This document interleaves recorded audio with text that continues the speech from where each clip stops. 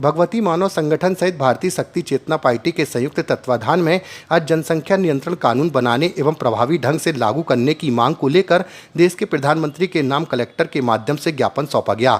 इस दौरान बड़ी संख्या में कार्यकर्ता सहित पदाधिकारी उपस्थित रहे। ज्ञापन के माध्यम से बताया गया कि एक देश जब जीवित रह सकता है और विकसित हो सकता है जब उसकी जनसंख्या नियंत्रण हो, क्योंकि सभी की जरूरतों को पूरा करने के संसाधन सीमित हैं। जहां एक और नियंत्रित जनसंख्या राष्ट्र की शक्ति को बढ़ाने का कार्य करती है, तो वहीं दूसरी ओर अनियंत्रित जनसंख्या राष्ट्र के विकास में बाधक है। जनसंख्या वृद्धि मानव जीवन के लिए आवश्यक संसाधनों जैसे आवास, भोजन, रोजगार, बुनियादी ढांचा एवं पर्यावरण को सीधे तौर पर नुकसान पहुंचाती है, जिसके चलते आज ज्ञापन सौंपते हुए अपनी मांगों को रखा गया।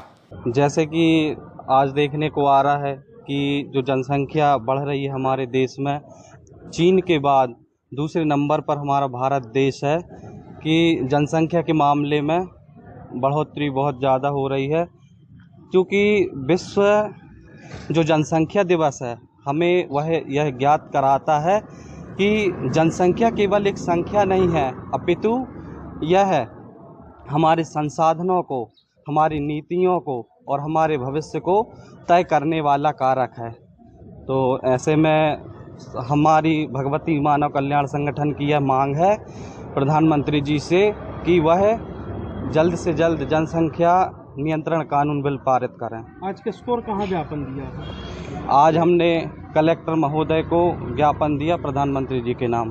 आपका नाम? रामजी पटेल, भगवती मानव कल्याण संगठन, तहसील अध्यक्ष सहपुरा।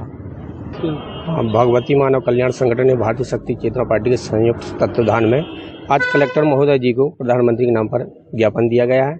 ज्ञापन का उद्देश्य है कि जो जनसंख्या नियंत्रण कानून बनाने हेतु कि जो हमारे देश में जनसंख्या जिस तरह से बढ़ रही है, तो हम लोग चाहते हैं, हमारा संगठन चाहता है कि हमारे देश में जनसंख्या नियंत्रण बिल जल्द से जल्द पारित किया जाए, जिससे जो हमारे देश में जनसंख्या बढ़ रही है, जनसंख्या बढ़ने के कारण बेरोजगारी बढ़ रही है।